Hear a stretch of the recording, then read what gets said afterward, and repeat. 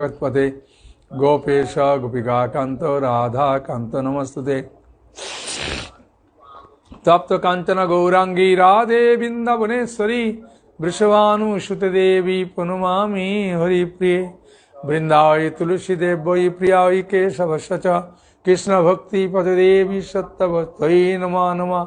नमावदान्य कृष्ण प्रेम पदायते कृष्णाय कृष्ण चैतन्य गौरतिशे नमः।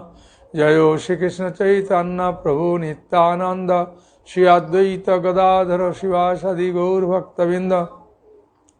हरे कृष्ण कृष्ण कृष्ण हरे हरे हरे राम राम राम हरे हरे। जय जय श्री चैतन्य जय नित्यानंद जय अद्वैत चंद्र जय गौर भक्तबिंद। जय श्रीमान चैतन्य महाप्रभु जय जय नित्यानंद प्रभु जय जय गदाधर पंडित जय जय श्रीवास ठाकुर जय। मुखं कृति वाचलं पंगुलं यते गिरिं जत्तिपातं वन्दे श्री गुरु दिनतायिनं परमानंद माधव श्री चैतन्य ईश्वरं तत्सत्। हरे हरे जय जय श्री चैतन्य जय नित्यानंद।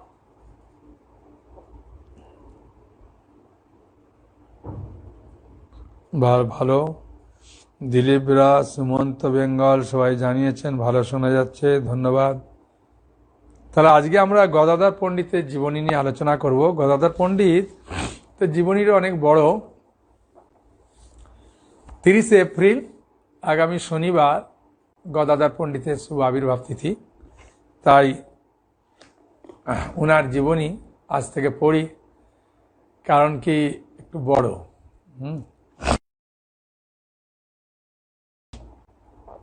শ্রী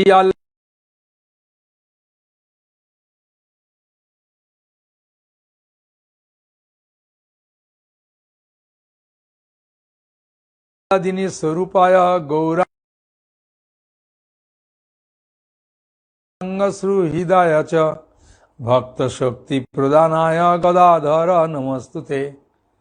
গদাধর নমস্তুতে হরা আল্লাদিনী শক্তি ভগবান। তা আল্লাদিনী স্বরূপায় শ্রীমতী রাধারানীর স্বরূপ গৌরাঙ্গ শ্রুহৃদয় চ, গৌরাঙ্গ বাপুর খুব প্রিয়জন। হ্যাঁ, ভক্ত শক্তি প্রদানায় গদাধরা, ভক্ত শক্তি।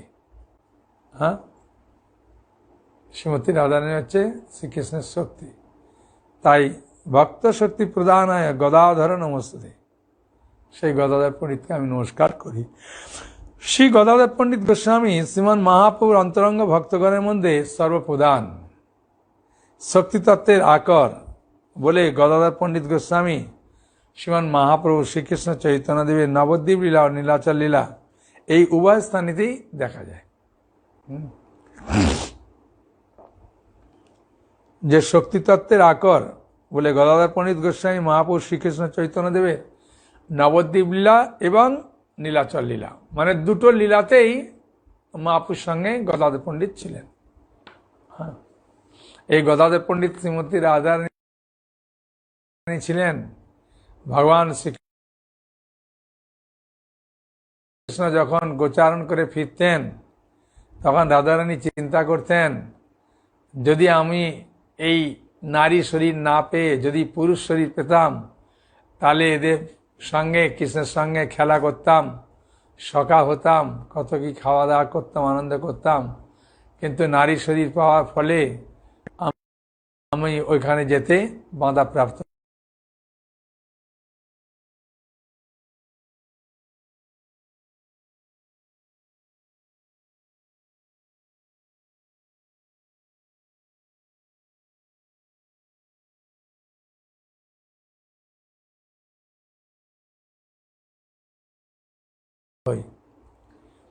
তাই ভগবান শ্রীকৃষ্ণের ইচ্ছায় শ্রীমতী রাধারানী গৌরাঙ্গ লীলাতে হলেন গদাধর মহাপুর নিত্য সঙ্গিনী। তাই তিনি নবদ্বীপ লীলা এবং নীলাচল লীলা উভয়তেই মহাপুর সেবা করলেন, মহাপুর সঙ্গে থাকলেন। এবং যে বাবা গদাধর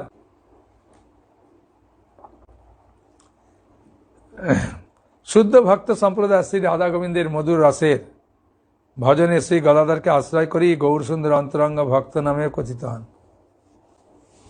মধুর রসাশ্রিত শুদ্ধ ভক্ত প্রিয় সেব্য জ্ঞানে তাঁর আশ্রয় গ্রহণ করেন। তাই শ্রীমান মহাপ্রভুকে গদাধরের জীবন বলা হয়। মধুর রসের শুদ্ধ ভক্তগণ শ্রী গৌর গদাধরের শ্রী রাধা মাধব দর্শন করে থাকেন। হ্যাঁ, গৌর গদাধরকে রাধা মাধব দর্শন করেন। মাধব কৃষ্ণ, হ্যাঁ, আর রাধারানী গদাধর। হ্যাঁ, লালসাময়ী প্রার্থনা শ্রী ভক্তিবিনোদ ঠাকুরও বলেছেন, হা মোর গৌর কিশোর কবে দয়া করি, হা মোর গৌর কিশোর কবে দয়া করি, শ্রী গোদ্রুম বনে দেখা দিবে মন চোর, আনন্দ সুখদ কুঞ্জের ভিতরে গদাধর বামে করি, হা মোর গৌর কিশোর কবে দয়া করি, শ্রী গোদ্রুম বনে দেখা দিবে মন চোর, আনন্দ সুখত কুঞ্জের ভিতরে গদাধর বামে করি, কাঞ্চন বরণ চাচর চিকরু নটন সুবেশ ধরি, দেখিতে দেখিতে শ্রী রাধা মাধব রূপেতে করিবে আলা, সখীগণ সঙ্গে করিবে নটন গলেতে মোহন মালা, অনঙ্গ মঞ্জরি সদয় হইয়া এদাসী করেতে ধরি, দুয়ে নিবে দিবে দুহার মাধুরী হেরিব নয়ন ভরি।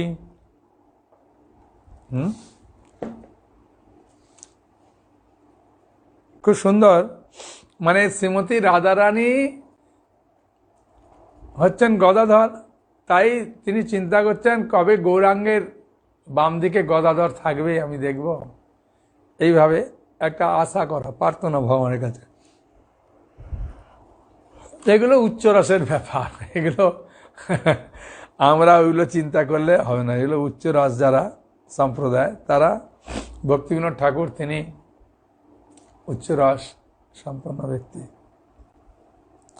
গদাধর মহাপ্রাজ্ঞ ব্রাহ্মণ সৎকুলোদ্ভব প্রেম ভক্তশ্চ তৎপাদ সন্নিকর্ষে অবিতিষ্ঠতি, সদাচারী বংশে আবির্ভূত মহাবিদ্যান ব্রাহ্মণ শ্রেষ্ঠ গদাধর পণ্ডিত গোস্বামী শ্রীমান মহাপ্রভু গৌরাঙ্গের অন্তরঙ্গ প্রেমিক ভক্ত। হ্যাঁ, তিনি সর্বদাই মহাপুরুষ শ্রী চরণ কমলের সন্নিধানে বাস করেন।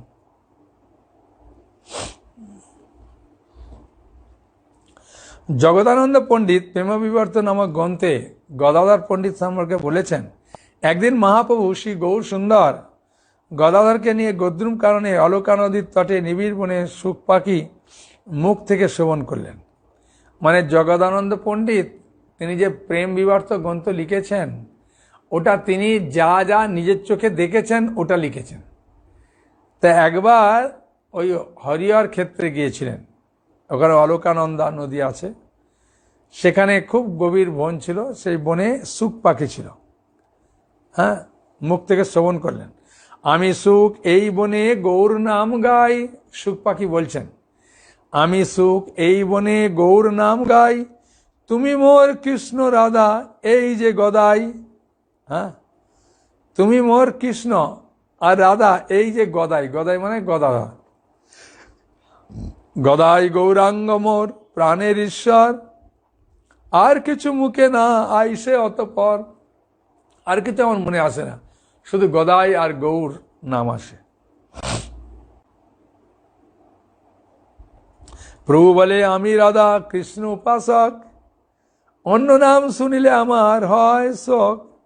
মহাপ্রভু বলছেন আমি রাধা কৃষ্ণ উপাসক, আমার অন্য কোনো নাম শুনলে আমার আনন্দ আসে না।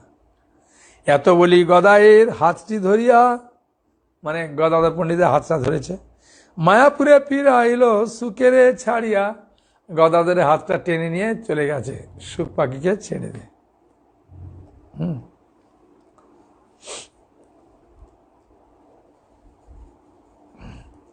শ্রী রাধা প্রেমরূপা যা পুরা বৃন্দাবনেশ্বরী, বলে পূর্বে যিনি প্রেমারূপা শ্রীমতী রাধারানী বৃন্দাবনের ঈশ্বরী ছিলেন, তিনি এখানে গৌরবল্লভ শ্রী গদাধর পণ্ডিত, যিনি স্বরূপ কর্তৃক ব্রজলক্ষিত রূপে নির্ণীত হয়েছেন। পূর্বকালে তিনি বৃন্দাবনের শ্যামসুন্দরের প্রিয়তমা লক্ষ্মী ছিলেন। তিনি এখন গৌরচন্দ্রের প্রেমরক্ষী গদাধর পণ্ডিত।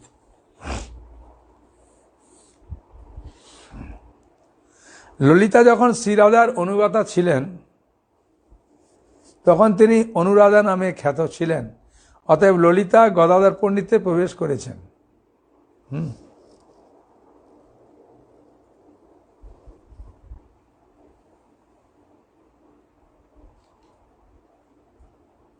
এ বিষয়ে চৈতন্য চন্দ্রোদয় নাটকের তৃতীয় অঙ্কে বলা হয়েছে যে এই ভূদেব শ্রী গদাধর শ্রী রাধার প্রিয় সখী ললিতার ন্যায় প্রতিমান হলেন। অতএব এই ভগবানই নিজ শক্তির দ্বারা স্বয়ং রাধিকা ললিতা এই ত্রিবিধ রূপে প্রকাশিত হয়েছেন।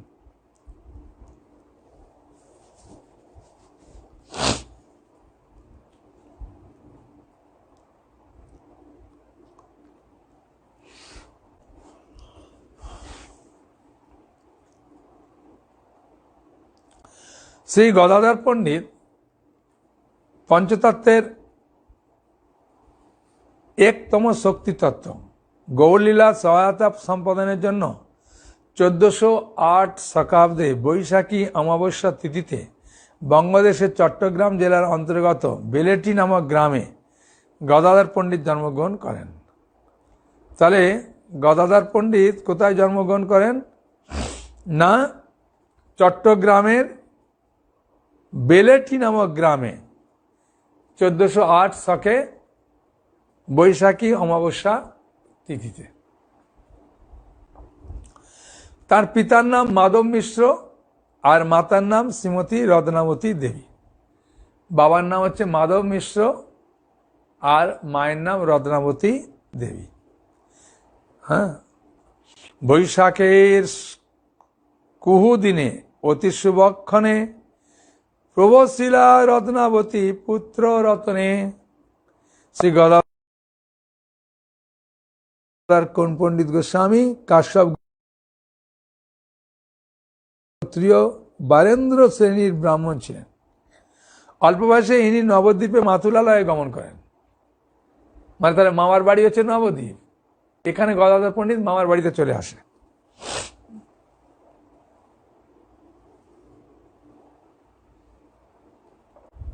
শিবন ওই মহাপুর বাড়ির পাশে শিবাস পণ্ডিতের বাড়ি, শিবাস পণ্ডিতের বাড়ির পাশেই আছে গদাধর পণ্ডিত, আর এধারে অদ্বৈত আচার্য প্রভু থাকতেন। সেনাবাজে বাড়ির পাশেই বাস করতেন। বাল্যকাল হতেই গদাধর পণ্ডিত শ্রীকৃষ্ণের গাঢ় অনুরাগ ছিলেন এবং ধীর শান্ত নির্জন প্রিয়তা জাগতিক বিষয়ে পরম বিরক্ত ছিলেন। হ্যাঁ, এমনি মেয়েরা একটু শান্ত নিয়ে, যেহেতু রাধারানীর প্রকাশ তো গদাধর, তিনিও গদাধর রূপে এসে খুব শান্ত স্নিগ্ধ ছিলেন। হ্যাঁ,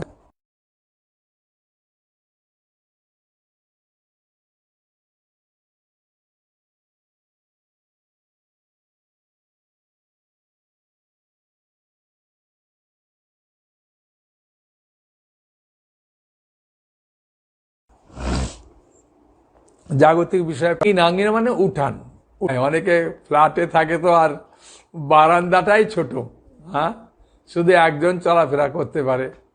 হ্যাঁ, কাপড় শুকুর দেওয়ারই জায়গা নেই, তো আর কি করা যাবে, যেমন দিনকাল পড়েছে আর কি করা যায়।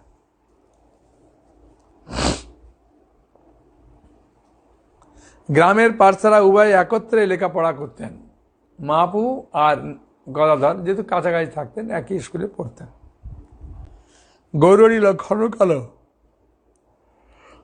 গৌরহরি ক্ষণকালও গদাধরকে থাকতো মানে ছাড়া থাকতে পারত না, খুব ভালোবাসত।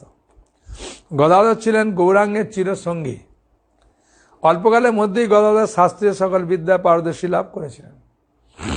যেহেতু শ্রীমতী রাধারানীর প্রকাশ তো, তাই কৃষ্ণকে ছাড়া কি থাকে নাকি? তাই কৃষ্ণ রাধারানীকে ছাড়া থাকে না, তাই গদাধরও মহাপ্রভুকে নিয়ে থাকতেন, মহাপ্রভু গদাধরের সঙ্গে থাকতেন।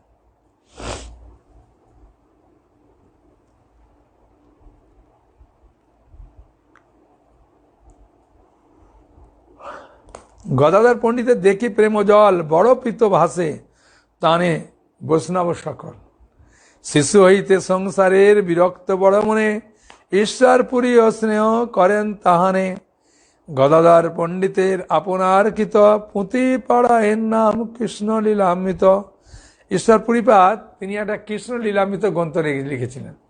সেই লীলাটা গ্রন্থটা গদাধর প্রতি, তিনি শ্রীকৃষ্ণের প্রতি গাঢ় অনুরাগ প্রদর্শন করে তিনি স্বরচিত গ্রন্থ শ্রীকৃষ্ণ লীলামৃত অত্যন্ত আদরের সহিত তাকে অধ্যয়ন করান। হ্যাঁ, মানে গদাধর পণ্ডিতকে পড়ান। শ্রীমান মহাপ্রভু গৌর সুন্দর যখন বিদ্যাবিলাস লীলা ব্যাপৃত ছিলেন, হ্যাঁ, শ্রীমান মহাপ্রভু গৌর সুন্দর যখন বিদ্যাবিলাস লীলা ব্যাপৃত ছিলেন, তখন গদাধর পণ্ডিত তাঁর সেই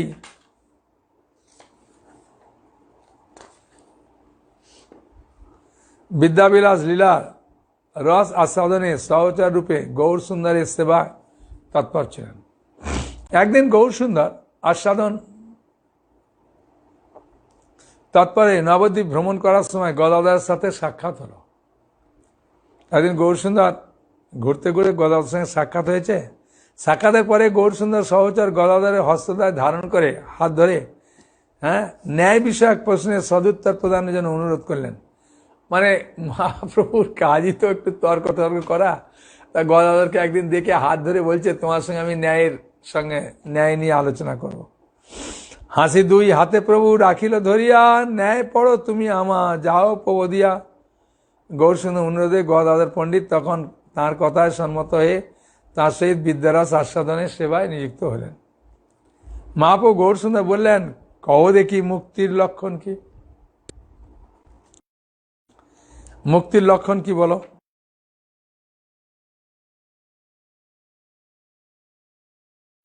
মহাপ্রভু জিজ্ঞাসা করেছে। শাস্ত্রে মুক্তির লক্ষণ যা কথিত আছে গদাধর পণ্ডিত তা ব্যাখ্যা করেন, শাস্ত্র থেকে বললেন। গদাধর কৃত ব্যাখ্যায় মহাপ্রভু গৌরাঙ্গ আক্ষেপ করে বললেন, তোমার এই ব্যাখ্যা সঠিক হলো না। তারপর আবার গদাধর বললেন, গদাধর বলে আত্মান্তিক দুঃখ নাশ, ইয়ার এই শাস্ত্রে কয়ে মুক্তির প্রকাশ। মানে আত্মান্তিক দুঃখটা নাশ, এটাই মুক্তির প্রকাশ। গদাধর পণ্ডিত বললেন, আত্মান্তিক দুঃখ বিনাশ মুক্তির লক্ষণ। সূত্র তথা অত ত্রিবিধ দুঃখ তান্ত নিবৃত্তি রতন্ত পুরুষার্থ। অর্থাৎ আত্মান্তিক দুঃখ বিনাশকে মুক্তির লক্ষণ বলে শাস্ত্রে বর্ণিত আছে। যে ভাব বিনাশপ্রাপ্ত হলে দুঃখ পুনরায় ফিরে আসে না। হ্যাঁ, বলছেন যে ভাব বিনাশপ্রাপ্ত হলে দুঃখ আর পুনরায় ফিরে আসে না, তা হলো আত্মান্তিক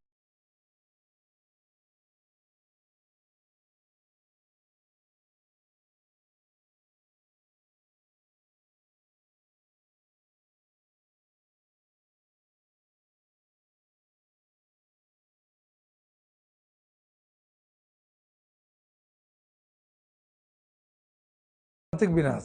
মায়াবন্ধ থেকে অব্যাহতি লাভ হলেই, মায়ার বন্ধন থেকে অব্যাহতি লাভ হলেই সংসার দুঃখের আত্মান্তিক বিনাশ হতে পারে। দুঃখের এই প্রকার আত্মান্তিক বিনাশের নামই মুক্তি। মায়ার বন্ধন হতে অব্যাহতি লাভ। গদাধর পণ্ডিতের সিদ্ধান্ত তা যে দোষযুক্ত ও অকর্মণ্য, মহাপ্রভু তা প্রদর্শন করলেন। মহাপ্রভু গৌরসুন্দর মাধবাচার্যের লিখিত মক্ষং বিসাঙ্গ্রী লাভং বিচার প্রবর্তন করে অনিত্য সুখ দুঃখ ভোগকারী স্থূল ও সূক্ষ্ম উপাধিদ্বয়ের অবস্থানের অনিত্যতা এবং জীবাত্মার স্বরূপ বর্ণন, স্বরূপ ধর্ম শ্রীকৃষ্ণ ভক্তিকে মুক্তির লক্ষণে স্থাপিত করলেন।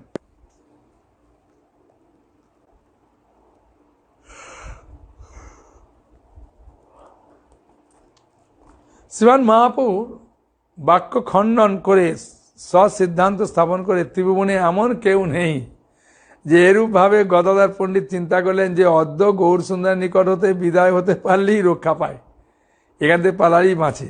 গদাধর পণ্ডিতের মনোভাব জ্ঞাত হয়ে গৌর সুন্দর তাকে পরদিবস আবার বিচার উপলক্ষে আগমনের জন্য অনুরোধ করলেন যে কালকে আবার আলোচনা হবে। মহাপ্রভু গৌর সুন্দরকে পুনর্নিবেদন করে গদাধর পণ্ডিত স্বগৃহে গমন করলেন।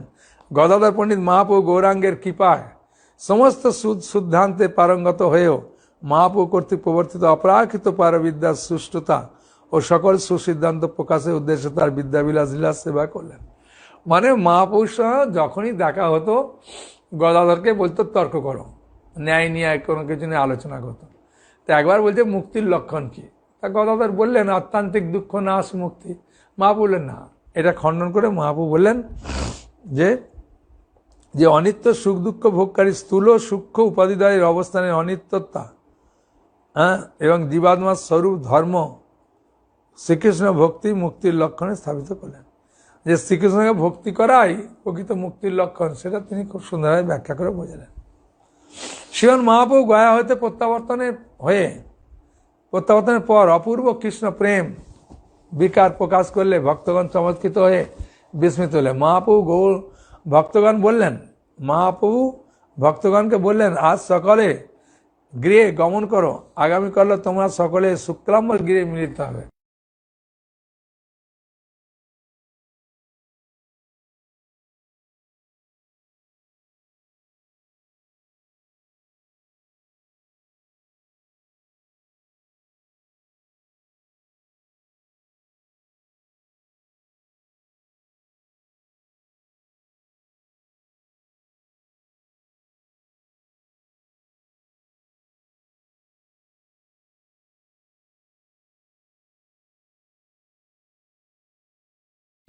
মানে মহাপ্রভু যখন সন্ধ্যা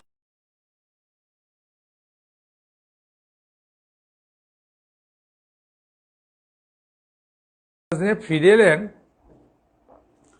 তখন শ্রীমান চক্রবর্তীকে বলেছিলেন যে আমি শুক্লাম্বর ব্রহ্মচারীর গৃহে আমি এই যে দুঃখ পাচ্ছি, এই যে কৃষ্ণ বিরহ জ্বালা আমি অনুভব করছি, ব্রহ্মচারী গৃহে পণ্ডিত অনেক আগে গিয়ে খাটের তলায় শুয়ে আছে।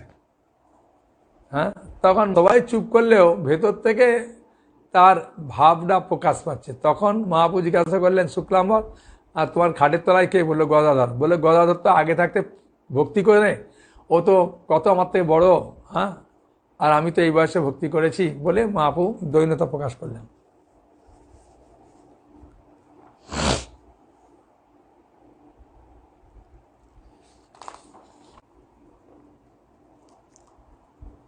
শ্রীমান মহাপ্রভু গৌরসুন্দর যখন কৃষ্ণ প্রেমাবেশে যখন সর্বদাই আবিষ্ট থাকতেন, তখন গদাধর ছেড়ে কোথাও যেতেন না।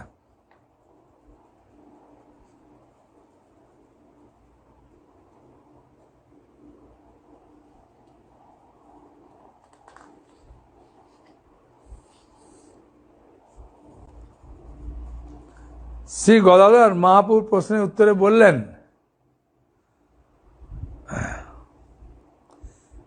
মানে আর একদিন কথা, গদাধর পণ্ডিত কি উত্তর প্রদান করবেন তা কিছু স্থির করতে পারছে না। মানে এর আগে একটা প্রশ্ন করেছে।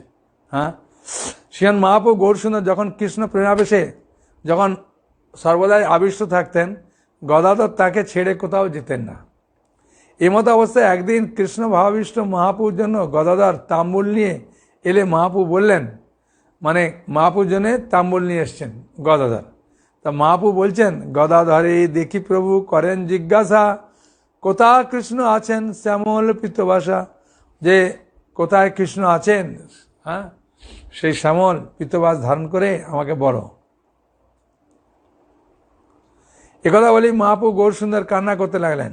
যে তীব্র আরতি সহকারে প্রাণাধিক প্রিয় কৃষ্ণের কথা মহাপ্রভু জিজ্ঞাসা করলেন, তার শ্রবণে সকলেই হৃদয় বিদীর্ণ হয়ে শ্রী গদাধর পণ্ডিত কি উত্তর প্রদান করেন তা কিছুই তিনি স্থির করতে পারছেন না।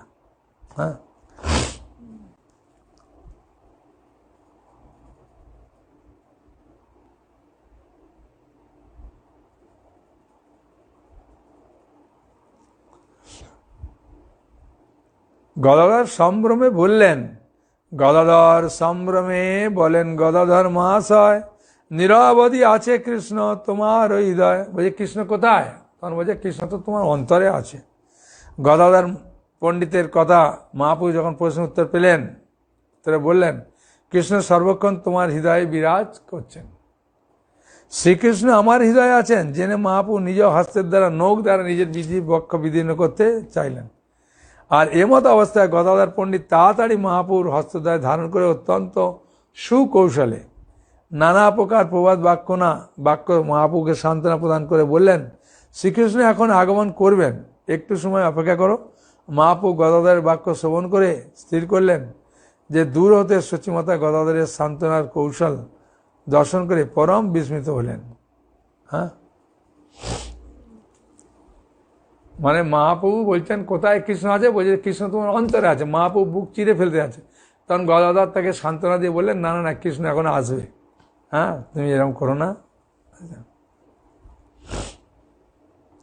গদাধর পণ্ডিত বললেন, সম্ভ্রমে বলেন গদাধর মহাশয়, নিরাবধি আছে কৃষ্ণ তোমার হৃদয়। যাই বলেছেন তখন বলে, না না না, কৃষ্ণ আসবে, তুমি চুপ করো, স্থির হয়। গদাধরের বাক্য শ্রবণ করে দূর হতে সচিমাতা গদাধরের সান্ত্বনার কৌশল দর্শন করে পরম বিস্মিত হলেন। আর দূর থেকে ওই দৃশ্যটা সচিমা দেখছিলেন। দেখলেন, ওরে বাবা, আমার গদাধর তো আমার ছেলে নিমাইকে খুব সাবধানতার সঙ্গে রাখে। হ্যাঁ, তাই অত্যন্ত প্রীত সহকারে, আনন্দ সহকারে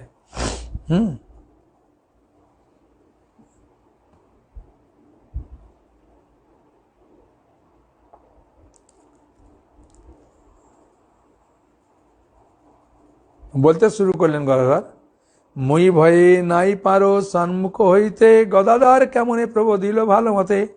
আই বলে, বাপ তুমি সর্বদা থাকিবা, ছাড়িয়া উহার সঙ্গ কোথাও না যাবা। তখন দেখলেন যে মহাপ্রভু এইভাবে বলতে, মহাপ্রভু তো আর বুকটুক ছিল না। আর ওই দৃশ্যটা সচিমা দেখে বলছেন যে গদাধর তুমি আমার নিমাইয়ের সঙ্গে সবসময় থাকবে, দেখাশোনা করো, কোনো অসুবিধা নেই। হ্যাঁ,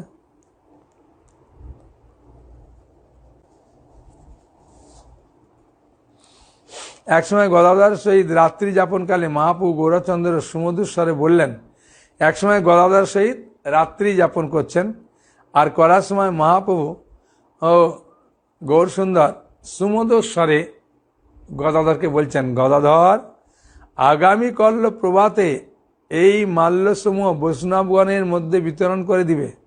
এই প্রকার অমৃত মধুর কথা বলে মহাপ্রভু গৌরচন্দ্র স্বীয় দিব্য কণ্ঠমালা সমূহ গদাধরের হস্তে প্রদান করলেন। অতঃপর পরদিন নির্মল প্রভাত সমাগমে সমস্ত বৈষ্ণবগণ সমাগত হলে গদাধর পণ্ডিত সকল বৈষ্ণবকে নির্দিষ্ট মালাসমূহ প্রদান করলেন। সেই বৈষ্ণবগণ দিব্য মালাসমূহ পেয়ে পরমানন্দ লাভ করলেন। তারপর বৈষ্ণবগণ অতি উৎপল্ল চিত্ত গঙ্গায় গিয়ে স্নানাদি পূর্বক যথাবিহিত জগন্নাথের পূজাদি সম্পাদন করলেন। তারপর ভগবত প্রসাদ গ্রহণ করে ইষ্ট চিত্তে মহাপুর সমীপে আগমন করলেন। বলছে একবার মহাপ্রভু একটা গলার মালা দিয়ে গদাধরকে বললেন, গদাধর এটা সবাইকে তুমি কৃপা দেবে। তখন সব ভক্তগণ এসেছে। হ্যাঁ, পরদিন এতে তখন ওই বৈষ্ণবকে নির্দিষ্ট মাল্যসমূহ সবাইকে প্রদান করলেন। বৈষ্ণবগণ দিব্য মাল্যসমূহ পেয়ে পরম আনন্দ নাম করে সবাই মালা নিয়ে শুঁকছে, মাথায় ঠেকাচ্ছে। হ্যাঁ, তো এইভাবে করলেন। তারপর বৈষ্ণবগণ অতি প্রফুল্ল চিত্তে গঙ্গায় গিয়ে স্নান করলেন। হ্যাঁ, তারপরে সবকিছু গঙ্গা স্নান টান করে তার ভগবত প্রসাদ গ্রহণ করে ইষ্ট চিত্তে মহাপুর সমীপে আগমন করলেন। তার মহাপুর সামনে এলেন। গদাধর প্রিয় গৌরচন্দ্র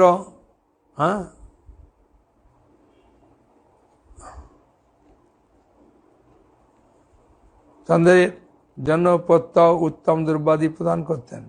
শ্রী মুরারি গুপ্তের কর্চায় বলা হয়েছে, গদাধর প্রত্যহং তো চন্দন ননু লেপম কৃত্তমাল্যাধিক গাত্রেষু দদাতি সততম মুদা। অর্থাৎ গদাধরের প্রত্যহ শ্রীমান মহাপুর শ্রী অঙ্গে সুগন্ধি চন্দন দ্বারা অনুলিপ্ত করেন, মহানন্দের তদী অঙ্গে নিয়মিত মাল্যাদি সমর্পণ করেন।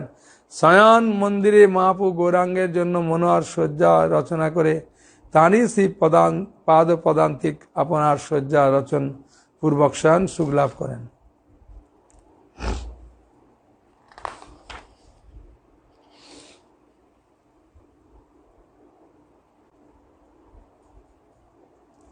পরম ভাগবত শ্রেষ্ঠ গদাধর পণ্ডিত সর্বদা শ্রীমান মহাপুর সমীপে বর্তমান থাকা অত্যন্ত আগ্রহের সহিত নিজ প্রাণ প্রেক্ষা প্রিয় শ্রীমান মহাপুর সেবা করতেন।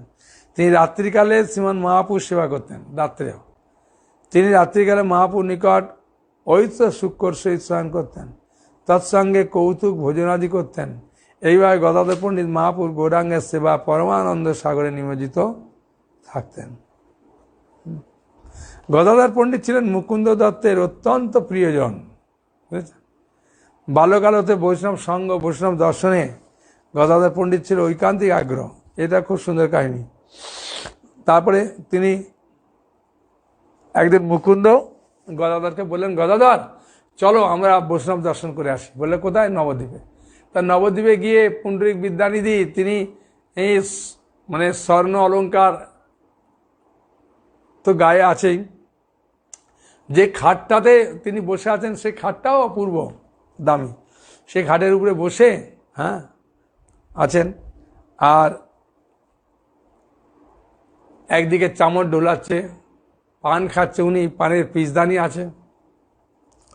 ওইসব দেখে গদাধরের মনে হলো যে আরে বৈষ্ণব মানে তো একটু সিম্পল থাকবে, এ তো দেখছি এই রাজকীয় ভোগ বাসনা নিয়ে আছে, কি করে ইনি বৈষ্ণব হলেন? এরকম একটা মনের মধ্যে সন্দেহ জেগেছিলেন। তা সন্দেহ জাগলে তারপরে গদাধর কি করলেন, একটা শ্লোক পাঠ করলেন, আর ওই শ্লোকটা যাই পাঠ করেছেন সেই শ্লোকটা শ্রবণ করে গদাধর পণ্ডিত গড়াগড়ি দিতে শুরু করেছেন। তার ওই গিলে করা পাঞ্জাবি, এত সুন্দর স্বর্ণ অলঙ্কার হার বাসা কিছু এসব চিন্তা করেন না, পুরা গড়াগড়ি দিচ্ছে আর কান্না করছেন। বুঝেছেন? তা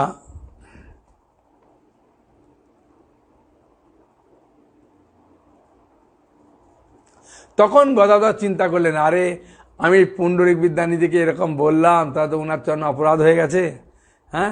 তখন সিদ্ধান্ত হলো যে যদি আপনি উনার থেকে দীক্ষা নেন তাহলে ক্ষমা হয়ে যাবে। তাই গদাধর পণ্ডিত পুণ্ডরিক বিদ্যানিধি থেকে দীক্ষা নিলেন। দীক্ষা গুরু উনার।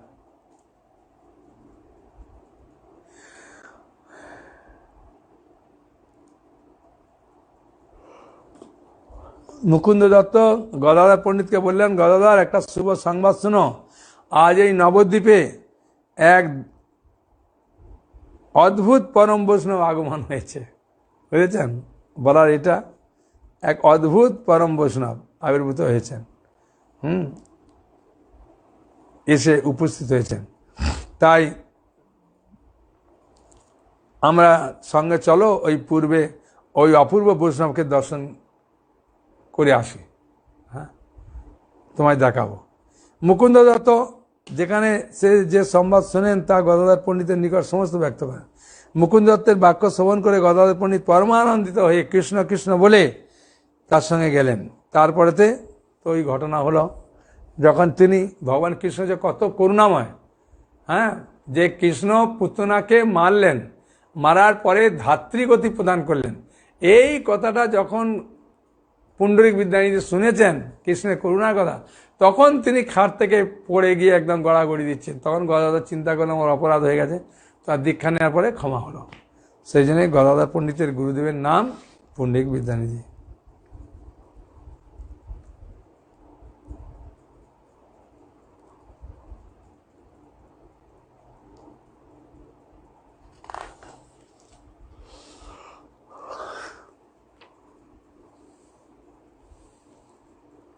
এখান থেকে খুব সুন্দর একটা শিক্ষণীয় আছে।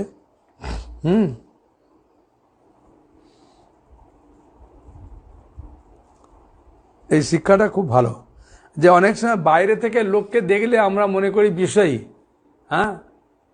বুঝেছেন, যে কৃষ্ণ ভক্ত মানে সব মানে গরিব দরিদ্র, না না, কৃষ্ণ ভক্ত মানে অনেক ধনী ধনী কৃষ্ণ ভক্ত আছে।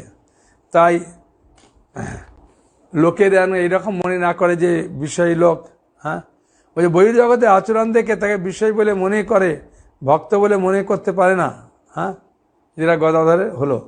এইটা মনে গদাধরের মাধ্যমে শিক্ষা দিচ্ছেন যে আমরাও যাতে এইরকম ভুল না করি। বুঝেছেন?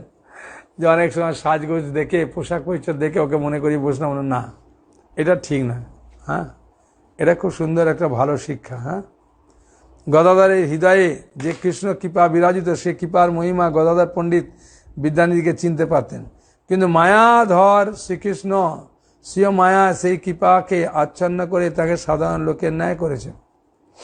বলছেন শ্রী গদাধরের হৃদয়ে যে কৃষ্ণের কৃপা বিরাজিত, সেই কৃপার মহিমায় শ্রী গদাধর পণ্ডিত বিদ্যানিধিকে চিনতে পারতেন, যে ইনি গদাধরের এই পুণ্ডরিক বিদ্যানিধি হচ্ছে শ্রীমতী রাধারানীর পিতা ছিলেন, এখন পুণ্ডরিক বিদ্যানিধি রূপে এসছেন। বলছে এটা জানা যেত, কিন্তু গেল না কেন? না, শ্রীকৃষ্ণ তার স্বীয় মায়ার দ্বারা এটাকে আচ্ছন্ন করে রেখেছিলেন, তাকে সাধারণ লোকের ন্যায় যাতে মনে না করেন।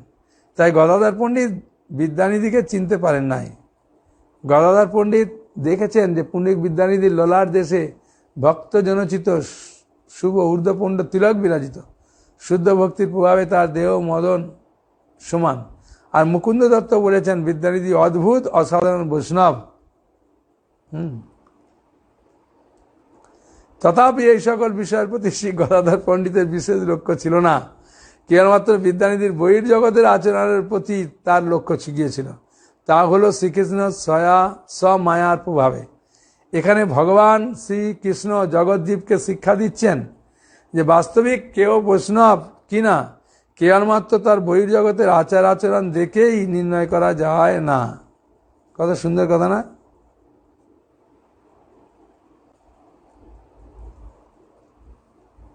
সুতরাং ঊর্ধ্বপুণ্ড আদি বৈষ্ণব লক্ষণ দেখে, বাইরের আচরণ দেখে কাউকে অবৈষ্ণব বিষয় মনে করা ঠিক নয়।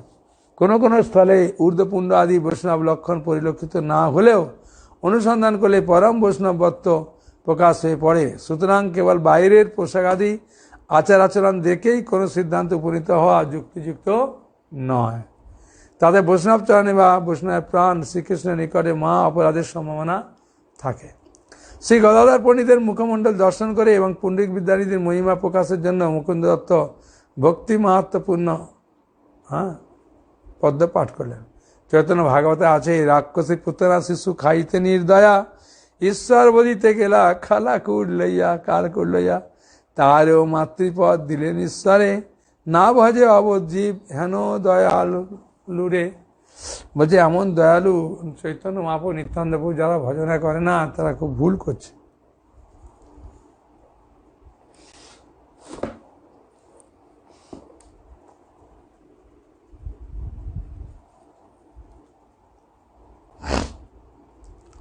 গায়ক মুকুন্দের ভক্তিযোগ মহিমা গীত শ্রবণ করে পুণ্ডিক বিদ্যানে আনন্দে পরিপ্লুত হলেন এবং তার মধ্যে অকৃত্রিম অশ্বসাত্ত্বিক বিকার সময় দেখা গেল। এই মুকুন্দ দত্ত এই শ্লোকটা পাঠ করেছিলেন। অহো বকি জং স্তন কাল কুটং জিগাং সয়া অপিয়াদ ই অপস্য সাধ্বী লেবে গতিং ধাত্র চিতাং তত অন্নং কং বা দয়ালুং স্বর্ণং ভুজেম। ভাগবতের ৩য় স্কন্ধের ২য় অধ্যায়ের ২৩ নম্বর শ্লোক।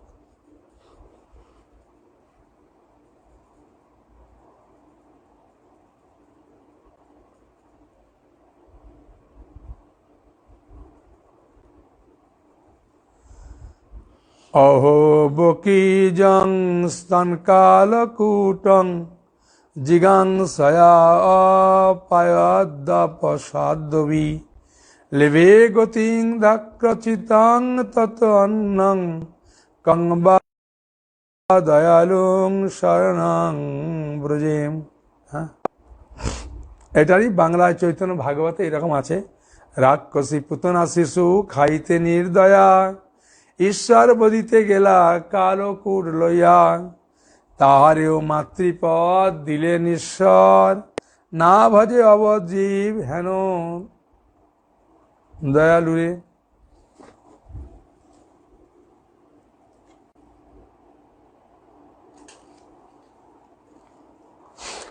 সাধারণ মূঢ় লোকেরা রূপ রস গন্ধ শব্দ স্পর্শাদি কি প্রকার অভিনিবিষ্ট ও বিদ্যানিধি মহাশয় ওই সকল বিষয়ে কি প্রকার নিষ্ক্রিয় হয়ে সেই বস্তুর সান্নিধ্যানে নিজেকে তার সাথে সংশ্লিষ্ট না করে হৃদয়স্থ প্রবৃত্ত হলে শ্রীকৃষ্ণ সেবায় উদ্গ্রীব, তা দর্শনে গদাধর বিস্মিত হলেন।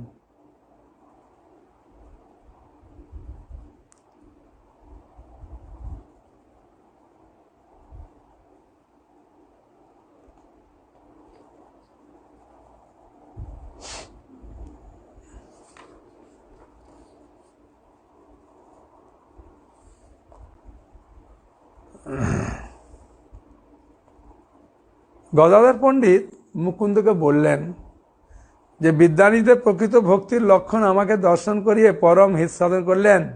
এই প্রকার পরম ভাগবত ত্রিলোক পবিত্র করতে পারে। তোমার কারণে আজ আমি মহাসংকট হতে অব্যাহত পেলাম, কেননা বিদ্যানিধিকে বিষয়ী বৈষ্ণব বলে জ্ঞান করেছিলাম, তুমি বিদ্যানিধিকে প্রকাশিত করে আমাকে রক্ষা করলে।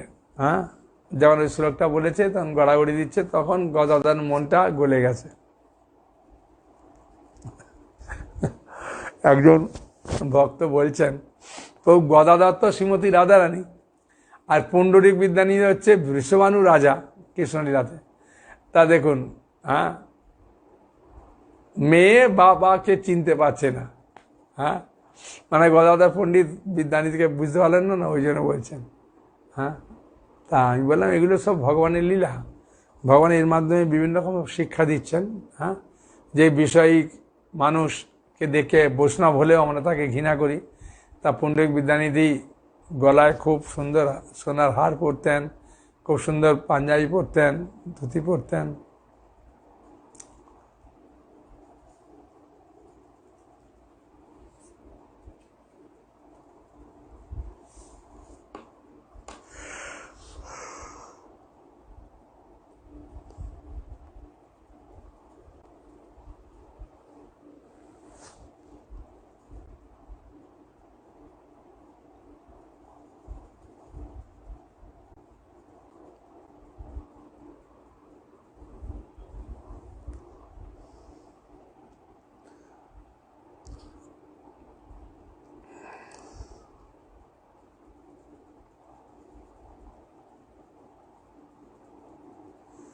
তাই যে মহাপ্রভু গদাধর পণ্ডিত পুণ্ডরিক বিদ্যানিধির কাছ থেকে দীক্ষা নিলেন, তা সেটা অনুমতি নেওয়ার জন্য পুণ্ডরিক বিদ্যানিধি গদাধর মহাপুর কাছে গিয়েছিলেন।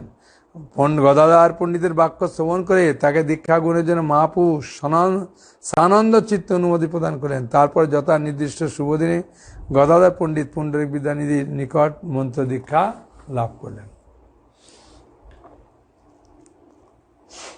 একসময় চন্দ্রশেখর আচার্য ভবনে, মানে ওর মেসমশায়ের বাড়িতে মহাপ্রভু ভক্তবৃন্দ সহ ব্রজলীলা অভিনয় করবেন, ভক্ত সঙ্গ নিয়ে ব্রজলীলা অভিনয় করবেন। সেখানে গদাধর পণ্ডিত রুক্মিণীর অভিনয়ে অংশগ্রহণ করেছিলেন, রুক্মিণী দেবীর। হ্যাঁ, প্রথম প্রহরে গোপিকা নৃত্য গদাধর পণ্ডিত রুক্মিণীর বেশে রুক্মিণীর সখী সুপ্রভাত হস্ত ধারণ করে অভিনয় মঞ্চে প্রবেশ করেন। হ্যাঁ, বলছেন প্রথম প্রহরে গোপিকা নৃত্য শ্রী গদাধর পণ্ডিত রুক্মিণীর বেশে রুক্মিণীর সখী সুপ্রভাত হস্ত ধারণ করে অভিনয় মঞ্চে প্রবেশ করলেন।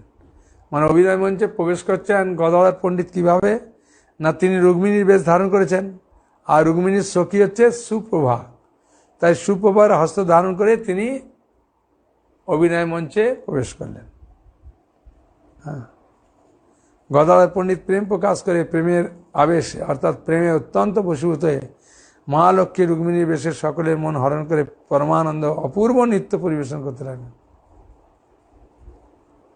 চন্দ্রশেখর আচার্যের তো নাটক হলে তো তাকে নাচতেই হবে, তাই রুক্মিণী দেবী পাঠ করছে, তাই সুন্দরভাবে নাচলেন।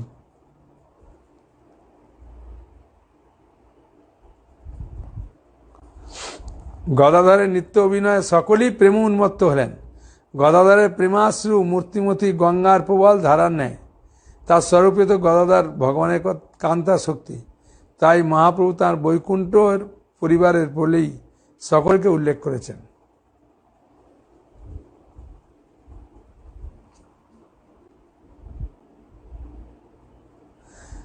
প্রেম নদী বয়ে গদাধরের নয়নে, মানে গদাধরের চোখ দিয়ে যখন জল পড়ত, পৃথিবী হইয়া সিক্ত ধন্য হেন মনে, যেন পৃথিবী যেন ধন্য হয়ে যেত গদাধর চোখ পড়ে। গদাধর হইল যেন গঙ্গা মূর্তিমতী, গদাধর হইল যেন গঙ্গা মূর্তিমতী, সত্য সত্য গদাধর কৃষ্ণের প্রকৃতি, আপন চৈতন্য বলি আছে বারে বার, গদাধর মোর বৈকুণ্ঠের পরিবার। চৈতন্য ভাগবতের সম্পূর্ণ আর দেখুন, প্রেম নদী বয়ে গদাধরের নয়নে, মানে গদাধরের চোখ দিয়ে এত জল পড়ছে যেন মধ্যে প্রেমের নদী বয়ে যাচ্ছে। পৃথিবী হইয়া সিক্ত ধন্য হেন, মানে পৃথিবীতে উত্তপ্ত পৃথিবী জল পড়লে যেমন সে মানে হয়ে যায়, নরম হয়ে যায়, সেরকমভাবে নরম হয়ে গেল।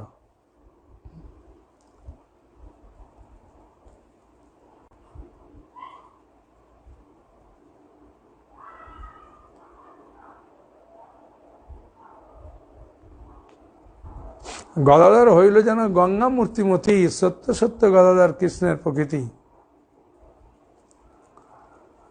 আপনে চৈতন্য বলিয়াছে বারে বার, গদাধর মোর বৈকুণ্ঠের পরিবার।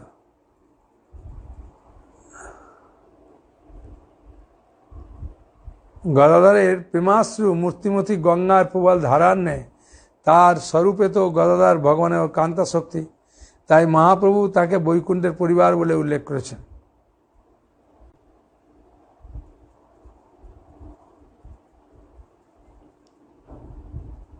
মহাপ্রভু নবদ্বীপ লীলায় প্রধান সহায়ক ছিল গদাধর। ব্রজের রাই কানাই এসে গদাধর গৌর গদাধর রূপে গঙ্গা তটে বিহার করতেন। ব্রজের গোপ সখাগণ সহচারে গৌর সুন্দর নগর ভ্রমণ করতে একসময় গঙ্গা তটে এসে উপস্থিত হয়েছেন। এটা খুব সুন্দর লীলা। মানে কীর্তন করতে করতে মহাপ্রভু গঙ্গার তীরে এসে হাজির হয়েছেন। তখন ব্রজলীলা স্মরণ হলো, তখন ব্রজলীলার কথা মনে পড়লো, যেন গঙ্গাকে যমুনা ভাবছে সেরকমভাবে ব্রজলীলার কথা স্মরণ হয়েছে। গদাধর গদাধর সঙ্গে সঙ্গে বন থেকে সুগন্ধি পুষ্প নিয়ে এসে চয়ন করে হার তৈরি করে, মানে গলা একটা মালা তৈরি করে পরালেন, গৌর সুন্দরের কণ্ঠে পরিয়ে দিলেন। পূর্বে ব্রজের শ্রীমতী রাধারানী যেন শ্রী শ্যামসুন্দরকে ভাবে সাজাতেন, ওই শ্রীমতী রাধারানী যেমন শ্যামসুন্দরকে সাজাতেন, সেরকম গদাধর পণ্ডিত রাধারানীর প্রকাশ, তাই রাধারানী গদাধর মহাপ্রভুকে তিনি সেরকম সাজাতেন। অনন্তর গৌর সুন্দর গদাধরকে নিয়ে এক বৃক্ষমূলে গিয়ে অনন্তর এক বৃক্ষমূলে গিয়ে মহাপ্রভু গদাধরকে সঙ্গে নিয়ে গেছে।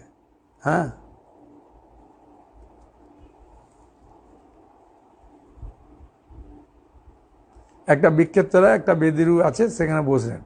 বিভিন্ন ভক্তগণ তখন চামর ব্যঞ্জনাদি সেবা করতে লাগলেন।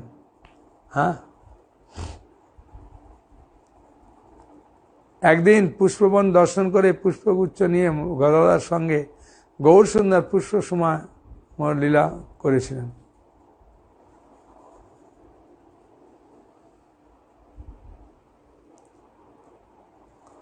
গদাধর আদি আর সঙ্গে নিত্যানন্দ, ফুলের সমরে গোরা হইল আনন্দ। গদাধর সঙ্গে গোরা করয়ে বিলাস, বাসুদেব ঘোষ কয়ে রস পরকাশ।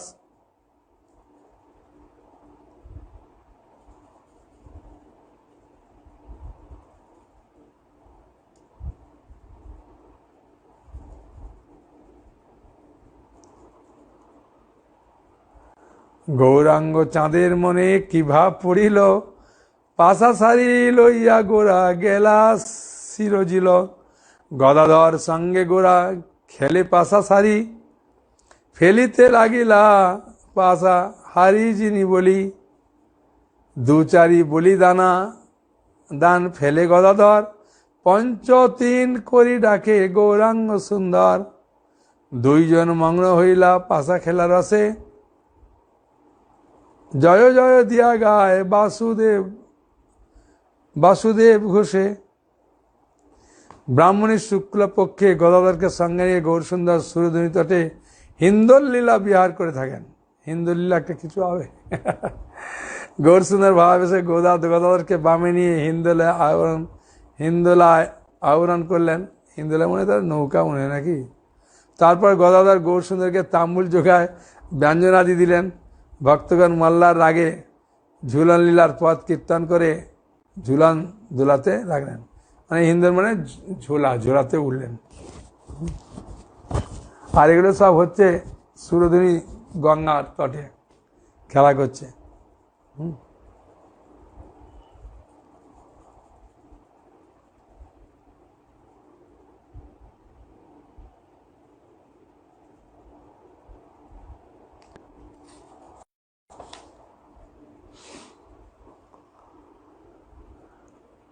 শ্রীমান চৈতন্য মহাপ্রভু গৌরসুন্দর চৈত্র কৃষ্ণ প্রতিপদে পূর্বাহ্নে ভক্তগণ সহ বন ভ্রমণ করে শিবাসের পুষ্পোদ্যানে বসলে দোল লীলার পথ শ্রবণে ভাবাবেশে গদাধরের হস্ত ধারণ করে দোলার উপরে উঠে বসেন।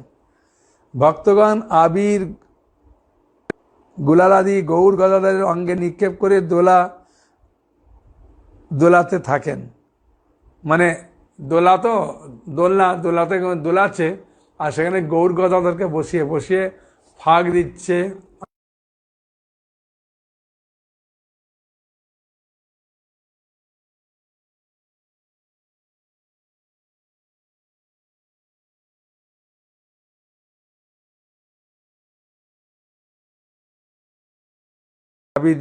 আবির দিচ্ছে, বিভিন্ন রকম আনন্দ করছে। ভক্তগণ দোলাদি পদ কীর্তন সমাপ্ত করলে গৌর সুন্দর গদাধর সহ দোলা হতে নেমে বেদিতে আসেন। হ্যাঁ, মানে গান গাইতেছিল। তখন সেবকগণ ব্যঞ্জনাদি সেবা করে ফল ফুল প্রদানপূর্বক মাল্য চন্দনাদি দ্বারা সুন্দর, মানে মহাপুর এইভাবে খুব সুন্দর সুন্দর আর গদাধরকে নিয়ে লীলাবিলাস করছেন। হ্যাঁ, কেন এই আনন্দের মধ্যে হঠাৎভাবে মহাপুর সন্ন্যাস নেবে, সেই সময়তে যাওয়া সন্ন্যাস নেবে গদাধর জানতে পেরে গেছে। এটা আগামীকাল পাঠ করবো। হ্যাঁ, বুঝেছেন?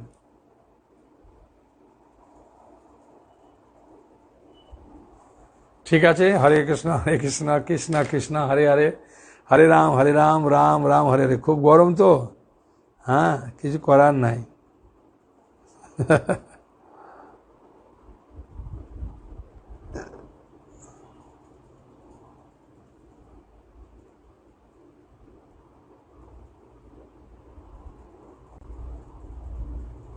আসলে আয়ুষ, আসলে আপনার মেসেজটা দেখা হয়নি মনে হচ্ছে, না কি জানি না। আসলে আমি তো ফোনটা অনেক সময় ধরি না, সময় পাই না। অন্যজন দেখবে, আপনার মেসেজ দেখবে আর কি।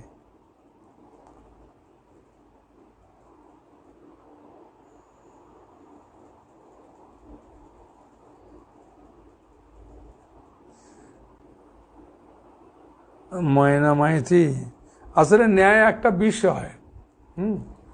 সেখানে মানে খুব সুন্দর তর্ক করে একজনকে খুব ফাঁকি দেওয়া যায়। হ্যাঁ, ন্যায়ের ফাঁকি বলা হয়, এরকম একটা সাবজেক্ট। হ্যাঁ, যে কোনো কথায় ছল চাতুরি করে তাকে হারানো যায়, যে যত ন্যায় জানে ভালো। ঠিক আছে। হরে কৃষ্ণ কৃষ্ণ কৃষ্ণ হরে হরে, হরে রাম রাম রাম হরে হরে, হরে কৃষ্ণ। সকলে ভালো থাকুন, হরি বল। হ্যাঁ।